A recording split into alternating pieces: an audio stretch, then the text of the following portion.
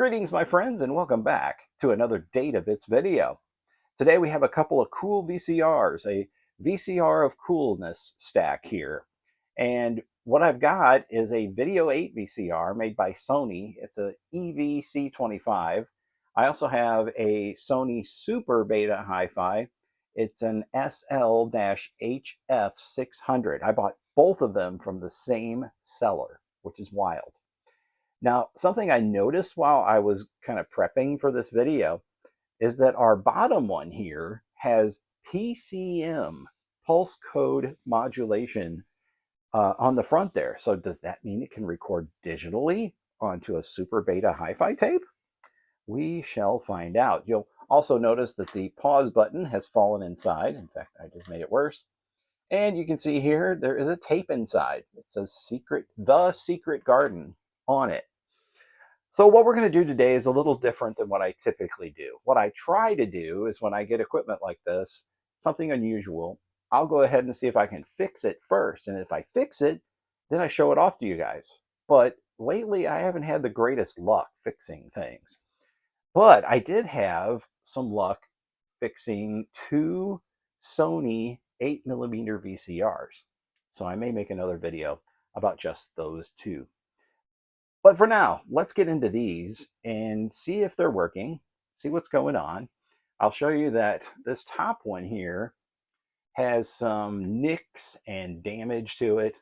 It's pretty darn scratched up. Looks like it's been thrown into the back of a car several times.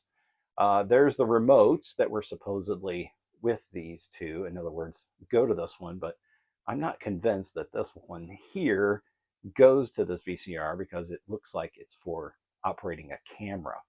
But in any case, let's see if they power up, and if they're doing anything on the inside, let's see what that is and see if it's something we can fix.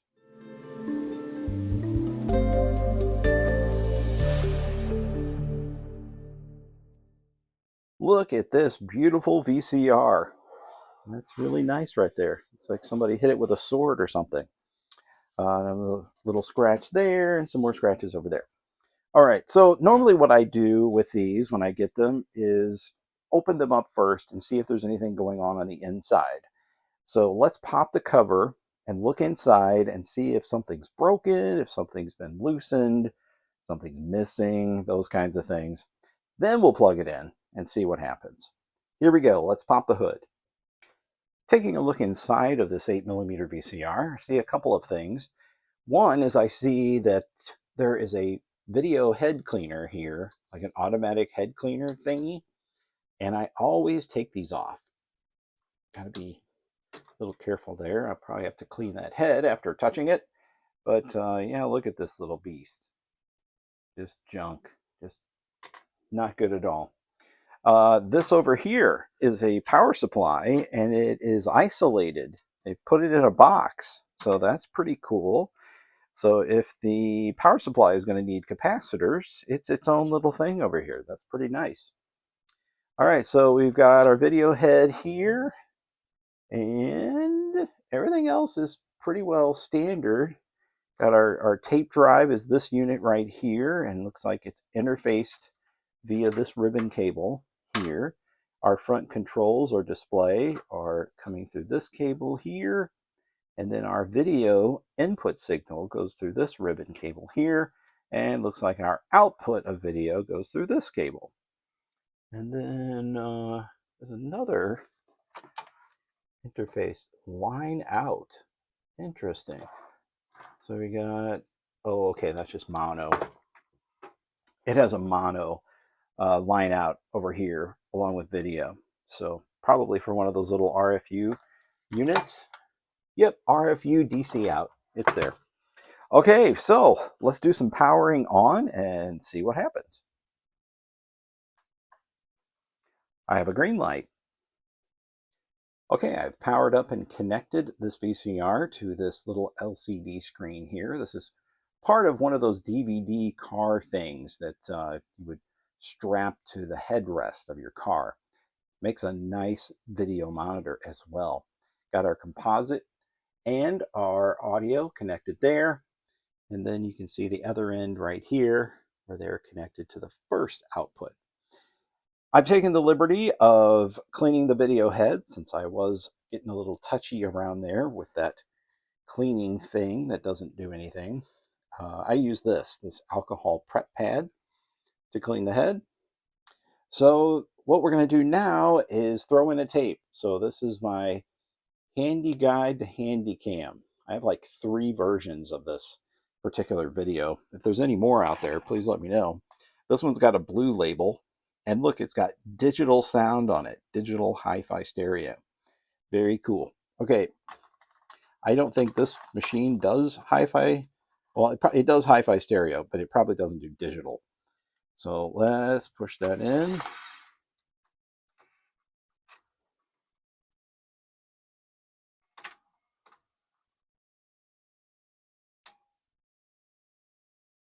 Okay, it appears to have loaded just fine. So let's go ahead and hit play right here in the front and see what comes up on the screen.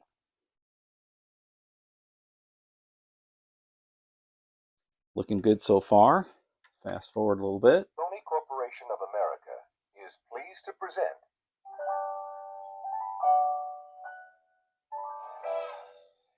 if you're like me, you've really been wanting a camcorder to preserve those priceless once-in-a-lifetime memories.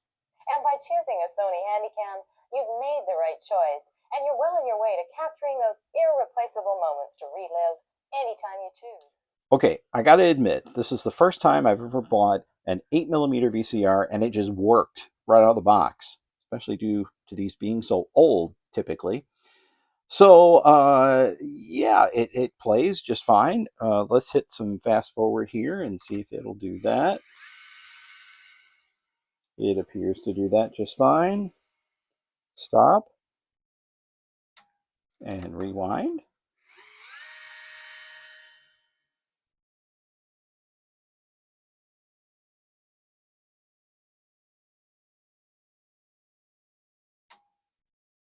And it did that just fine.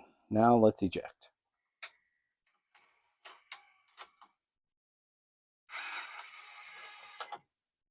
Fascinating. Okay, well, I think we have a working unit here. We haven't tested recording, obviously, but we're off to a pretty good start. So let's get the Betamax machine on the bench here and see what's going on there. I can almost guarantee you it's not going to work as flawlessly as this one.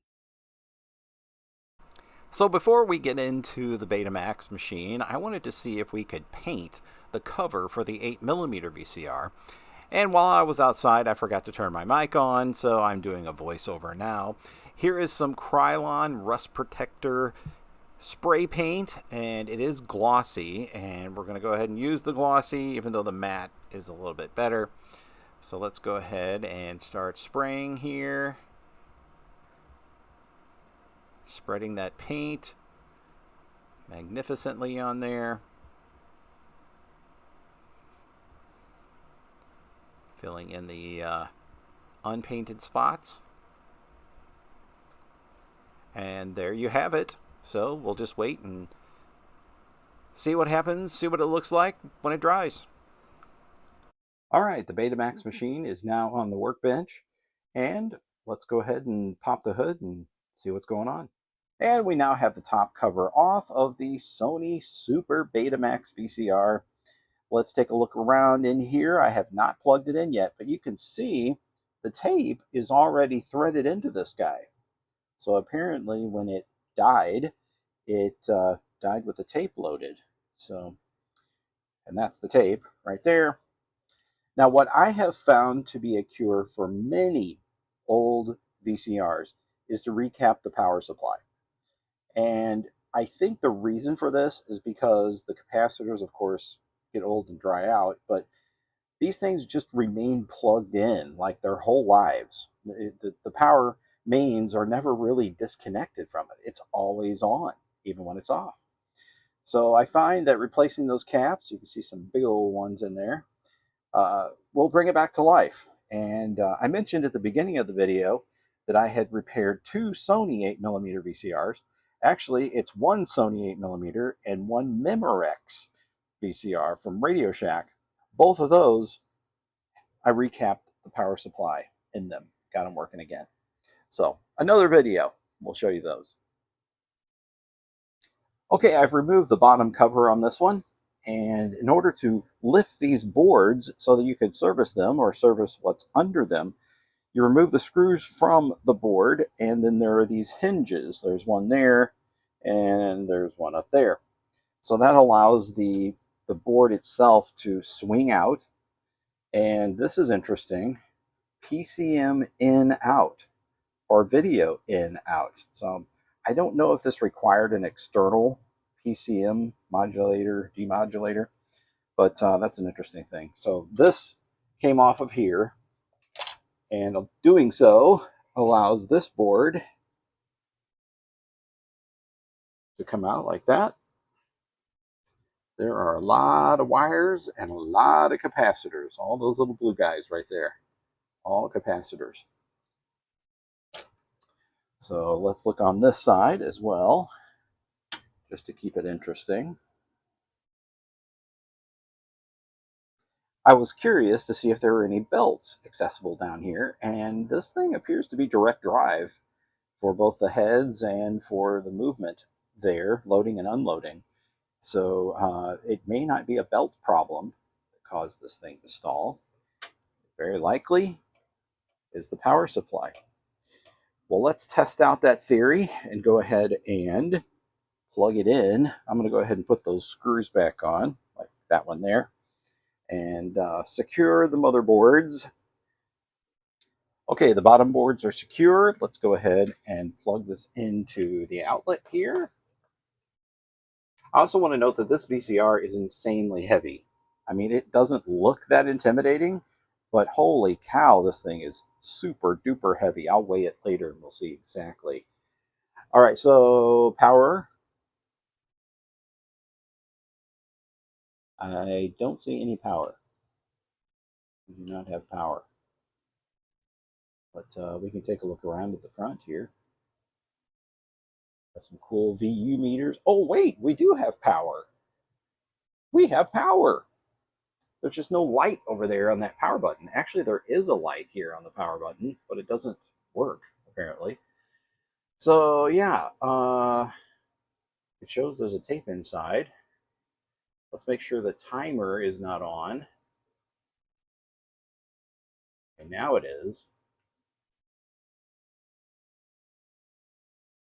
Okay, timer set. Can we eject? Let's see, where is eject? Tape return? Is that eject? Oh, there it is. No, no response whatsoever. Okay, I'm going to go off camera for a minute here and see if I can work past this. Okay, if I press the power button one more time, you'll see that there are, well, there's a tape counter that appears there. So I wonder if it's actually on now. Let's see if we can rewind.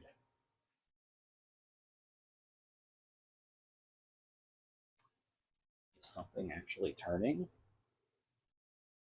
Nope, not turning. Okay, let's try eject again. Nope, nothing. A frame advance there. All right, well, we got to fix this button here that fell off anyway, but I'm guessing it's going to need a new power supply capacitor replacement. I seriously doubt I have this giant thing right here in my collection, but these two I might have if they're pretty standard. So let's give it a shot. We'll take that power supply out and take down some readings for those particular capacitors. And here's the power supply removed from the unit, now sitting here on the workbench. And you can see in the top left corner of your screen that black piece right there. Well, in the meantime, before I started recording, I went over to eBay and looked, actually I looked on YouTube as well. There's a guy on there who made a video about replacing this piece. So that black piece right there apparently is a power regulator and they are very common to go bad on here, on this particular model. I guess that's where it interfaces. It's with that little board right there. So that'll have to be, the little board will have to be desoldered, all those little solder points there, and then a new one can be installed.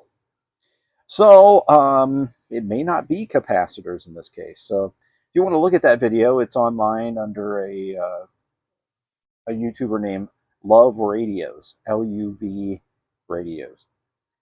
So I mentioned earlier we would look at the weight on this thing, and I've put the lid and the bottom cover on top there. And here's the rest of the VCR. Sitting on a scale, comes up to 21 pounds, 14 ounces, or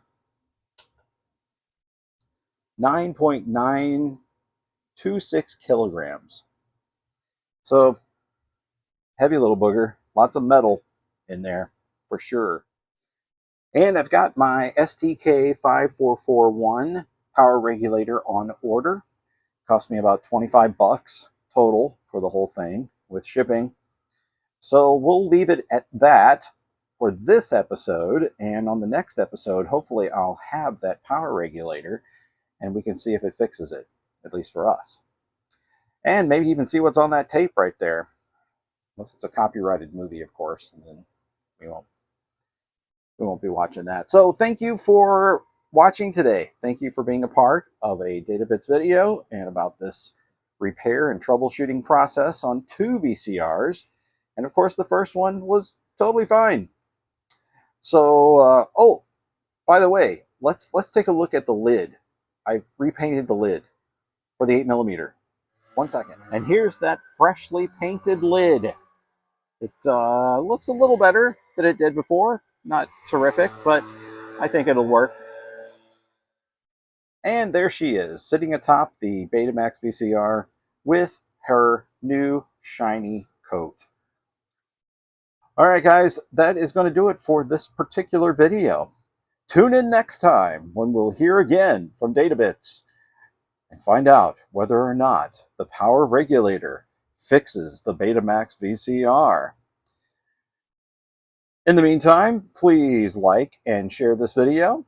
Subscribe if you haven't already. And if you haven't seen my grand plethora of videos, take some time now and take a look. I think you'll find something interesting in there. I've been doing this a long time. In the meantime, again, we'll see you next time.